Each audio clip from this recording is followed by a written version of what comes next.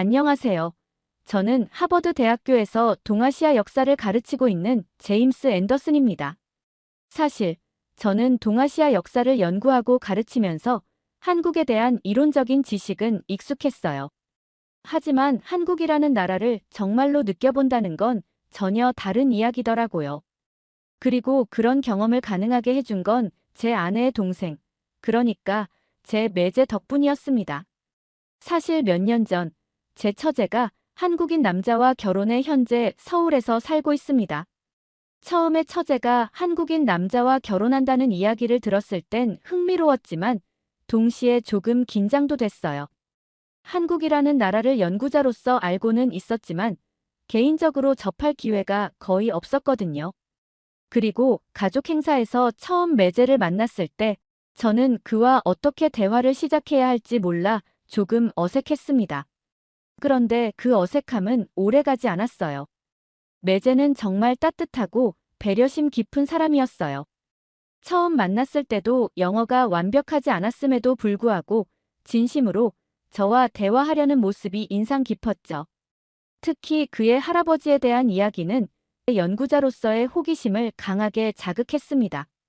매제의 할아버지는 한국전쟁 참전 유공자로서 전쟁 당시 미국 병사들과 함께 싸운 경험을 가족들에게 자주 이야기했다고 하더군요. 그런 매제는 어릴 적부터 할아버지를 깊이 존경하며 자랐다고 했습니다.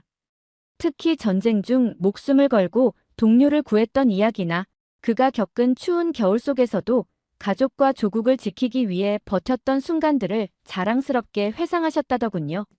매제는 이런 이야기를 들을 때마다 할아버지가 단순히 가족의 어른이 아니라 자신의 뿌리를 상징하는 영웅처럼 느껴졌다고 했습니다. 매제에게 할아버지의 이야기는 단순한 옛날 이야기가 아니었습니다. 그는 어릴 적부터 그런 희생과 노력 덕분에 지금의 자유와 평화가 가능하다는 걸 깨닫게 되었다고 했습니다. 그는 할아버지의 사진을 보며 그리고 가족이 간직해온 할아버지의 군 복무 메달을 바라보며 스스로 다짐했다고 했습니다. 나도 언젠가는 나라를 위해 뭔가 의미 있는 일을 해야겠다. 라는 생각이 그의 마음속에 자리 잡았던 것이죠. 그리고 그는 스스로 나라를 위해 무엇을 할 수 있을지 고민하다가 한국에서 가장 강인한 군인이 되고 싶어서 해병대에 자원 입대하기로 결심했다고 하더라고요. 그는 해병대에서의 시간이 쉽지 않았다고 말했습니다. 훈련은 혹독했고 정신적으로도 육체적으로도 자신을 한계까지 밀어붙이는 시간이었다고 말하면서 해병대에서의 경험이 단순히 군 복무 이상의 것이었다고 말했습니다. 그것은 자신이 받은 가치와 희생을 다음 세대에 전달하기 위한 책임감의 연장이었던 거죠. 해병대 군복무를 통해 할아버지가 강조했던 자유는 쉽게 얻어지지 않는다는 말의 진정한 의미를 몸소 느꼈다고 했습니다. 매제는 자신이 누리는 자유와 평화를 당연하게 여기지 않았고 그것을 위해 자신이 할 수 있는 일을 찾고 실천해온 사람이었습니다. 저는 그런 매제가 정말 존경스럽다고 느껴졌습니다. 매제와 대화를 나누면서 저는 책에서 배우지 못했던 정말로 생생한 한국의 이야기를 들을 수 있었습니다. 그는 단순히 한국 전쟁에 대한 이야기를 넘어 전쟁 이후 그의 가족과 한국 사회가 어떻게 재건되었는지 그리고 그 과정에서 미국과 한국이 어떤 관계를 맺어왔는지 열정적으로 이야기해줬습니다. 저는 그와 대화하면서 연구자로서 새로운 통찰을 얻었을 뿐만 아니라 한국이라는 나라에 대한 개인적인 애정이 생기기 시작했어요. 그리고 처제 부부는 결혼 후에도 우리를 종종 한국으로 초대해주곤 했습니다. 처음 초대를 받았을 때는 단순히 새로운 나라를 여행한다는 설렘 정도였지만 막상 한국을 방문하면서 제 마음속에 작은 변화가 생기기 시작했습니다. 한국에 도착하자마자 느낀 첫인상은 놀라움이었어요. 모든 것이 깔끔하게 정돈된 거리와 활기찬 도시의 에너지는 물론이고 사람들이 얼마나 친절한지 감동을 받았습니다. 하지만 가장 큰 충격은 처제의 한국 가족들과 시간을 보내면서 다가왔습니다. 특히 설날과 추석 같은 명절에 한국 가족들과 한자리에 둘러앉아 식사했을 때 그 따뜻함과 정겨움은 말로 다 표현하기 어려웠습니다. 명절에는 정말 온 가족이 한데 모였어요. 어르신들은 저를 손님이 아닌 가족처럼 대해주셨고 음식 하나하나에 담긴 정성과 이야기를 나눠주셨습니다. 송편을 빚는 방법을 알려주시면서 모양이 예쁘지 않아도 마음이 담기면 충분히 맛있다고 웃으며 말씀하셨던 순간이 아직도 기억에 남습니다. 저도 모르게 긴장이 풀리고 이 낯선 문화 속에서 진짜 환영받고 있다는 느낌을 받았어요. 그중 가장 놀라운 건 가족들 간의 끈끈한 유대감이었습니다.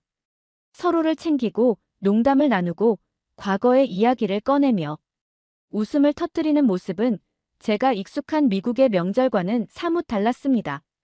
그 따뜻한 분위기는 제가 한국에 대해 단순히 책으로 배우는 것이 아니라 피부로 느끼게 해주는 순간들이었죠.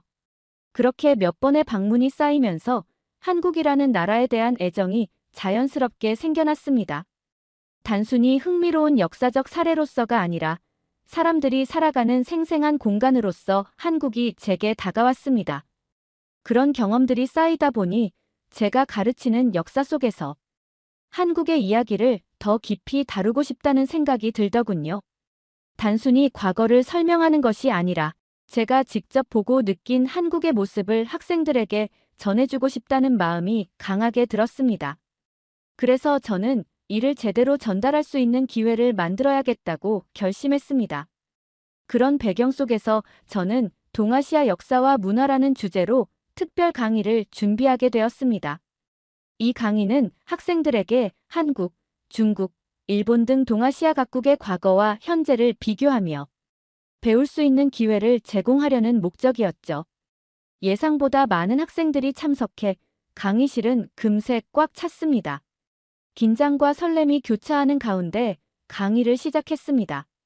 강의 중에 특히 기억에 남는 순간은 한국 전쟁과 분단의 역사를 설명하던 때였습니다. 저는 6.25 전쟁의 배경과 그로 인해 벌어진 국제적 갈등, 그리고 한국이 겪었던 극심한 고난과 회복 과정을 이야기하고 있었습니다. 강의실은 조용했고 학생들의 눈빛은 제 이야기를 따라가며 점점 깊이 빠져드는 것 같았죠. 저도 그 순간에 몰입해 한국의 복잡한 현대사를 풀어내고 있었습니다. 그런데 강의 중간쯤 한 중국인 학생이 손을 들었습니다. 이름은 장웨이라고 했고 한국 전쟁에 대한 자신의 생각을 나누고 싶다고 했습니다. 저는 그가 무슨 말을 할지 궁금하기도 하고 다양한 시각이 논의에 도움이 될 거라고 생각해서 기회를 주었습니다. 처음엔 괜찮았습니다. 하지만 이야기가 길어지면서 그의 주장은 조금씩 색다른 방향으로 흘러갔습니다. 그는 중국이 북한을 지원하지 않았다면 한국은 지금의 모습을 가지지 못했을 것이라며 중국의 역할을 굉장히 강조했습니다.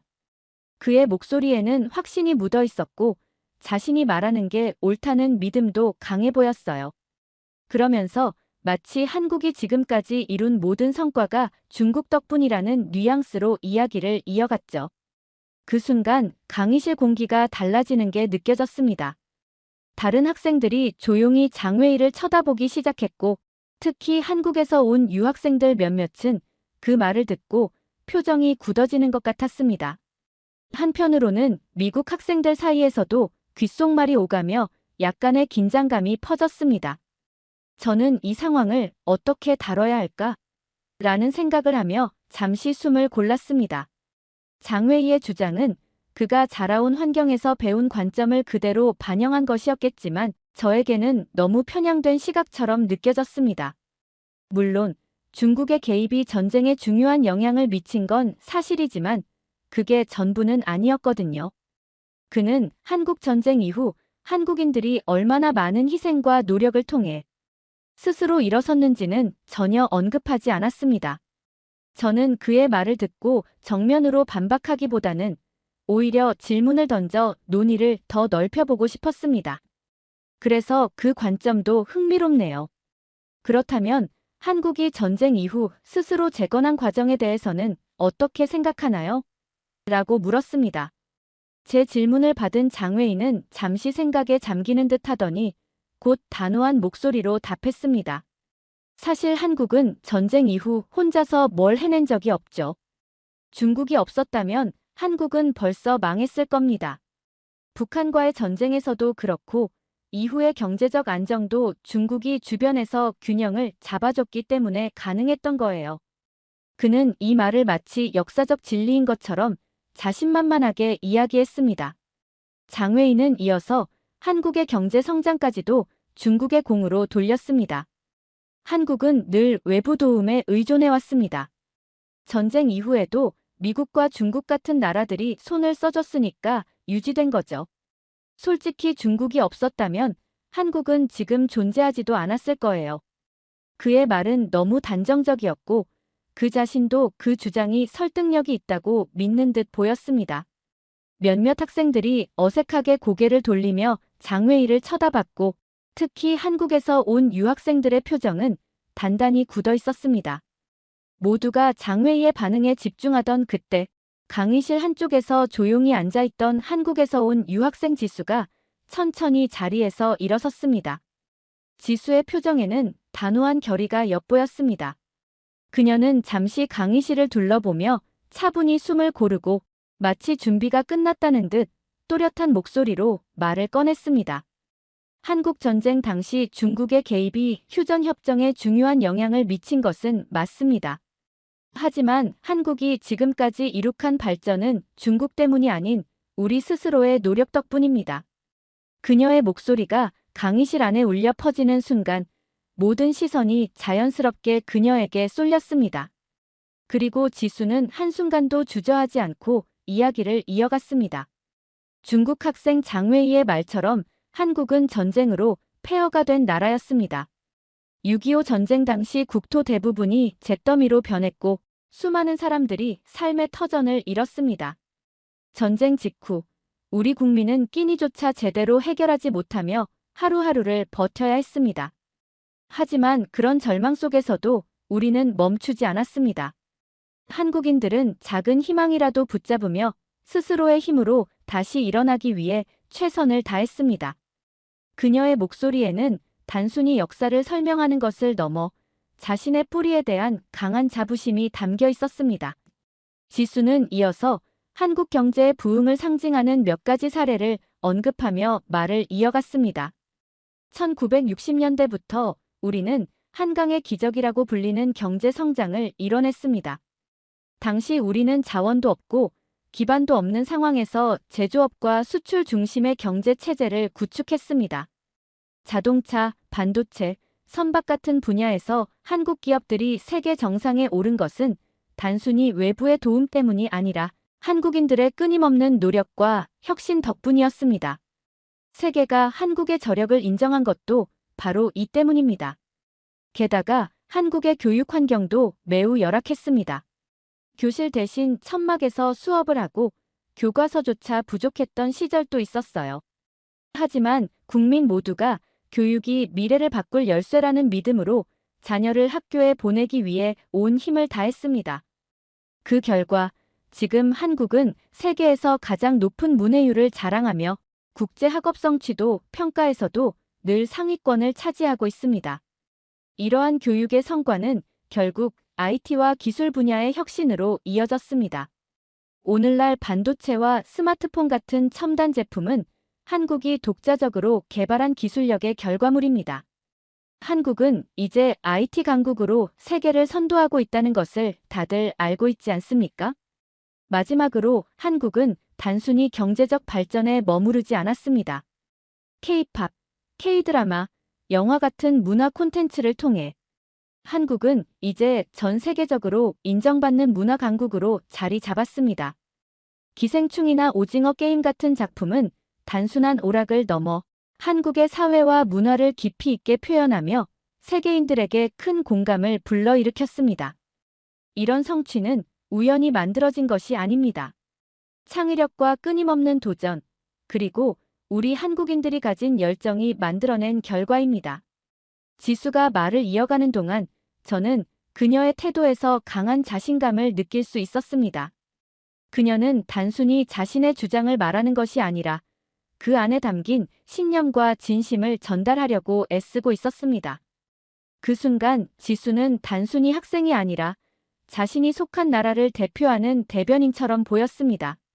그녀의 목소리에는 묘한 힘이 있었고 강의실 공기를 완전히 사로잡는 느낌이 들었습니다. 학생들도 그 힘을 느낀 것 같았습니다. 모두가 한마디도 놓치지 않으려는 듯 집중했고 그동안 가졌던 고정관념이나 선입견을 다시 돌아보는 것처럼 보였습니다. 저 역시 지수의 말에 이끌려 그녀가 어떤 배경과 경험 속에서 이런 깊이 있는 이야기를 할 수 있게 되었는지 궁금해졌습니다. 그리고 지수는 잠시 말을 멈추고 장웨이를 향해 시선을 고정했습니다. 그녀는 단호하지만 차분한 목소리로 되물었습니다. 그렇다면 장웨이 씨, 이제부터 중국이 구체적으로 한국에게 어떤 도움을 줬다는 것인지 설명해 주시겠어요? 그리고 왜 중국이 아니었다면 한국은 망하고 없어졌을 것이라고 생각하는지도 듣고 싶습니다. 지수는 여유를 두며 질문을 던졌습니다. 단순히 반박하기 위해서가 아니라 장웨이의 주장이 얼마나 근거가 있는지 직접 확인하고자 하는 의도가 담겨 있었습니다. 강의실은 다시 조용해졌고 학생들의 시선은 모두 장웨이에게 쏠렸습니다. 모두가 그의 대답을 기다리고 있었죠. 장웨이는 순간적으로 당황한 듯 보였습니다. 표정은 약간 굳어 있었고 어딘가 억울한 듯 눈썹을 찌푸리더니 이내 자신을 다잡으려는 듯 입을 열었습니다. 방금 지수 씨가 말씀하신 내용 흥미롭습니다만 저는 다르게 봅니다. 장웨이는 지수를 가리키며 말을 시작했습니다. 한국이 전쟁 후 스스로 발전했다고 주장하셨죠. 하지만 그 발전이 정말 한국 스스로만의 노력으로 이루어진 걸까요? 역사적으로 보면 한국은 늘 외부의 도움을 받아왔습니다. 전쟁 중에는 미국 그리고 전쟁 후에는 세계 각국에서 제공한 원조가 없었다면 한국은 절대 지금의 모습을 가질 수 없었을 겁니다. 그는 한쪽 손을 가볍게 들어올리며 강조했습니다. 그리고 한국의 문화적 정체성에 대해서도 한번 이야기해 봅시다. 한국이 지금 세계적으로 자랑하는 문화, 예를 들어 한복이나 김치 같은 것들이요. 그 모든 것이 사실은 중국에서 비롯된 겁니다. 한국은 그것을 자기들만의 문화로 둔갑시키고 있지만 역사적으로 한복은 중국 당나라 의복에서 영향을 받은 것이고 김치는 중국의 절임 채소 문화에서 시작된 겁니다. 장웨이는 한 박자 쉬고 강의실을 천천히 둘러보며 자신의 말의 반응을 살피는 듯 했습니다. 그러고는 목소리를 한층 더 높이며 말을 이어갔습니다. 2017년에 우리 시진핑 주석께서 미국 트럼프 대통령과 만난 자리에서 분명히 말씀하셨습니다. 한국은 역사적으로 중국의 일부였습니다. 한국은 이에 대해 반박도 해명도 하지 않았습니다. 그건 뭡니까? 결국 한국도 그 사실을 받아들였다는 거 아닙니까? 제가 보기에 한국은 늘 이런 방식으로 중국의 문화를 가져다 쓰면서도 정작 자기 것이라고 주장합니다. 그래서 중국에서는 한국을 도둑국이라고 부르기도 한다는 건 알고 있나요? 그의 목소리는 한층 더 높아졌고 자신이 굉장히 논리적인 주장을 하고 있다고 믿는 듯 보였습니다. 하지만 그의 말을 들으면서 저는 속으로 웃음이 나올 뻔했습니다. 정말 이걸 논리라고 생각하는 걸까? 언뜻 들으면 근거 있는 주장처럼 들릴 수도 있겠지만 그 안에는 허점이 가득했습니다. 중국이 전쟁 당시 북한을 지원한 이유는 단순히 자국의 국경을 지키고 이념적 동맹을 유지하려는 전략적인 목적이었지 한국을 지키기 위해서가 아니었습니다. 그의 말은 역사를 철저히 왜곡하고 있는 것이 분명했습니다. 강의실 안은 장웨이의 말을 들으며 묘한 정적이 흘렀습니다. 몇몇 학생들은 그의 주장을 듣고 고개를 갸우뚱했으며 몇몇은 서로 눈빛을 주고받으며 혼란스러운 표정을 지었습니다. 하지만 정작 장웨이는 그런 분위기를 전혀 신경 쓰지 않는 듯 했습니다. 오히려 자신의 말이 모두를 설득하고 있다고 믿는 듯 더욱 목소리를 높이며 주장을 이어갔죠. 하지만 그의 설명은 구체적인 사례나 증거가 전혀 없는 추상적인 주장에 그쳤습니다. 마치 자신이 배운 내용들을 그대로 반복하는 것처럼 들렸죠. 그의 논리는 겉으로 보기엔 그럴싸했지만 조금만 깊이 들여다보면 얼마나 허술한지 쉽게 알 수 있었습니다. 질문에 대한 직접적인 답변 대신 논점을 흐리며 중국의 역할을 과장하는 데만 집중하고 있었죠. 그런 모습을 보면서 저는 속으로 뜨거운 후회가 밀려왔습니다. 내가 대체 왜 이 학생에게 발언권을 줬을까? 중국 학생의 주장이 얼마나 터무니없는지, 또 이 강의실 분위기를 얼마나 망치고 있는지 뻔히 보이는데 그걸 눈치채지 못한 제 자신이 한심하게 느껴졌습니다. 솔직히 말해 저는 스스로에게 분노가 치밀었습니다. 학문적 논의라는 미명 아래 이런 편향된 중국인 학생의 주장을 들어주느라 강의 시간을 허비하다니, 이건 강의가 아니라 시간을 낭비하는 수준에 가까웠습니다. 다른 학생들의 불편한 표정을 보니 제가 그에게 발언 기회를 준 것이 오히려 이 강의의 흐름을 망쳐놓은 원인이 아닐까 싶어 얼굴이 화끈거릴 정도였습니다. 그 순간 저는 마음속으로 생각했습니다. 정말 대부분의 중국인들이 이런 편향된 생각을 가지고 있는 걸까? 그리고 스스로에게 또 하나의 질문이 떠올랐습니다. 적어도 하버드에 다니는 학생이라면 왜곡된 역사에 갇혀 있어서는 안 되지 않을까? 이 상황은 단순히 학생들의 주장을 듣고 넘길 일이 아니라고 느껴졌습니다. 장웨이의 발언은 겉보기에 논리적으로 들릴지 모르지만 얼마나 쉽게 사실이 왜곡될 수 있는지를 보여주는 한 예였습니다. 그리고 그 왜곡된 주장이 다른 사람들에게 얼마나 큰 영향을 미칠 수 있는지도 똑똑히 볼 수 있는 순간이었죠. 저는 이 강의가 단순히 정보를 전달하는 자리가 아니라 역사적 진실과 편향된 관점을 분별하는 중요한 계기가 되기를 바랐습니다. 그래서 강의가 끝날 무렵 저는 지수와 장웨이를 따로 불러 특별 과제를 내주기로 했습니다.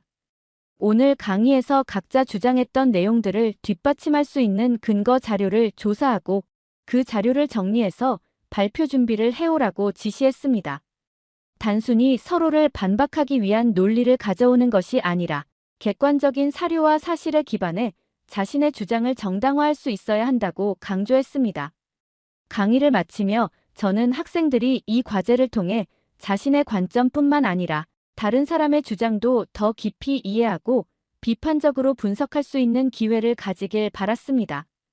그리고 무엇보다 역사적 사실을 제대로 배우고 왜곡된 관점을 바로잡는 일이 얼마나 중요한지를 깨닫길 기대했습니다. 그리고 드디어 그 다음 주 강의 시간이 되었습니다. 지수는 저의 지시에 맞춰 정말 빈틈없는 자료를 준비해왔더군요. 심지어 한국에 관한 영상을 직접 찾아 준비해왔다는 사실을 알았을 때 저는 적잖이 놀랐습니다. 그녀가 얼마나 철저하게 과제를 준비했는지를 단번에 알 수 있었습니다. 지수의 발표는 시작부터 강의실을 사로잡았습니다. 자료 하나하나가 논리적이고 체계적이었고 제시된 증거와 설명도 매우 설득력 있었습니다. 특히 그녀가 준비해온 영상은 한국의 발전과 문화적 성취를 생생하게 보여주는 내용이었는데 강의실의 모든 학생들이 그 영상을 집중해서 끝까지 시청했습니다. 영상이 끝나자 여기저기서 탄성이 터져나왔고 몇몇 학생들은 고개를 끄덕이며 깊이 공감하는 모습을 보였습니다. 저 역시 발표 내용과 준비 과정에서 그녀가 보여준 철저함에 감탄하지 않을 수 없었습니다. 그리고 다음은 장웨이의 발표 차례였습니다. 저는 이름을 불렀죠. 장웨이, 준비한 자료를 발표해 주시겠습니까? 하지만 아무런 대답이 없었습니다. 저는 다시 한번 그의 이름을 불렀습니다. 장웨이, 혹시 듣고 있나요? 그런데도 아무 반응이 없었습니다. 강의실을 둘러보니 장웨이는 그 자리에 없었습니다. 공교롭게도 그는 그날 강의에 출석하지 않았던 겁니다. 처음에는 무슨 일이 생겼나 싶어 그의 상태를 걱정하기도 했습니다. 하지만 그 다음 주에도, 그리고 또 그 다음 주에도 그는 제 수업에 나타나지 않았습니다. 결국 상황을 알아보니 장웨이는 제 수업을 수강 취소했더군요. 그 사실을 알았을 때 저는 허탈함과 어이없음이 동시에 밀려왔습니다. 그토록 자신만만하게 주장하던 학생이 막상 자신의 주장을 뒷받침할 기회가 오자 이렇게 물러서는 건가 하는 생각이 들었습니다. 많은 학생들을 만나왔지만 이렇게 무책임한 태도를 보이는 학생은 정말 드물었습니다. 장웨이의 행동을 보면서 솔직히 도대체 이런 태도로 하버드에 어떻게 입학했을까? 라는 생각이 들었습니다. 자신이 그렇게 당당하게 주장했던 말을 증명할 기회가 있었는데 그 기회를 회피하고 사라져버린 모습이 실망스럽기까지 했습니다. 하지만 이번 일에서 얻은 것도 분명 있었습니다. 장웨이와는 대조적으로 지수가 보여준 열정과 철저한 준비는 강의실에 있는 모든 학생들에게 강렬한 인상을 남겼습니다. 지수의 발표를 통해 학생들은 한국이라는 나라가 전쟁의 폐허 속에서 어떻게 지금의 발전을 이루었는지, 그리고 왜곡된 시각과 사실은 어떻게 구분해야 하는지를 깊이 배울 수 있었습니다. 이번 경험은 단순히 한 학생의 논쟁으로 끝난 일이 아니었습니다.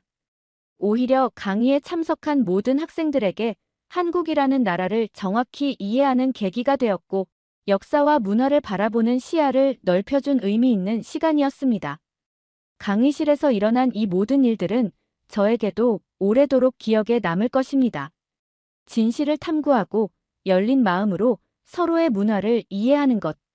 그것이야말로 제가 이 강단에 서 있는 이유이자 교육의 진정한 목적이라고 생각합니다. 앞으로 제 강의를 듣는 학생들 중에서 한국에 대해 편향된 시각을 가진 학생들이 있다면 지수가 만든 그 한국 영상을 필수로 시청하도록 할 생각입니다. 그 영상은 단순한 자료를 넘어 한국의 역사와 문화를 명확히 이해하고 잘못된 편견을 바로잡는 데 큰 도움이 될 것이라고 확신합니다. 오늘의 사연, 여러분은 어떻게 들으셨나요? 이번 이야기를 통해 편견과 왜곡된 시각이 얼마나 위험한 결과를 낳을 수 있는지, 그리고 진실을 탐구하는 자세가 얼마나 중요한지를 다시 한번 느낄 수 있었습니다. 오늘의 사연이 좋으셨다면 구독과 좋아요를 눌러주세요. 여러분의 구독과 좋아요는 영상 제작에 큰 힘이 됩니다. 끝까지 시청해주셔서 감사합니다.